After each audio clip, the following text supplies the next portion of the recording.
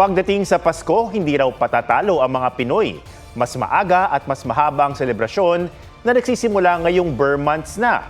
Pero kung papipiliin, pera ba o regalo ang gusto mong matanggap sa Pasko? Ang sagot ng ilang Pinoy sa report ni Katrina Son.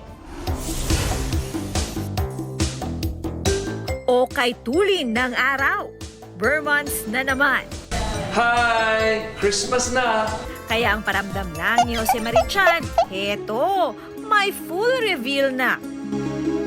Whenever I see girls and boys selling lanterns on the streets. Sa Dapitan Arcade sa Quezon City, di lang lanterns ang for sale. Christmas trees, Santa Claus, Christmas decors. Heto na sila't namumutik-tik. Christmas holidays na dahil start na ng bear eh. Maraming mamimili. Masaya na po kami na.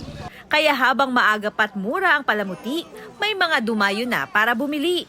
Galing man sa probinsya Para po yung enjoy namin ang pamimili namin. o balikbayang namimiss ang magpasko sa Pilipinas. Excited akong mag-decorate ng bahay ko, syempre. Yun lang. Kasi first time ko ulit magpasko sa Pilipinas. Ang Pasko, panahon ng bigayan. At kung papipiliin, anong aginaldo ang iyong nanaisin? Regalo o pera? Mas maganda regalo. Kasi something galing sa tao na talagang willing magbigay. Pera, para mayaman ako. Hindi pa opisyal na 100 days before Christmas, pero may ibang saya raw na dulot ang pag-look forward sa Pasko. The 100-day countdown is to help us anticipate. The first word is anticipate.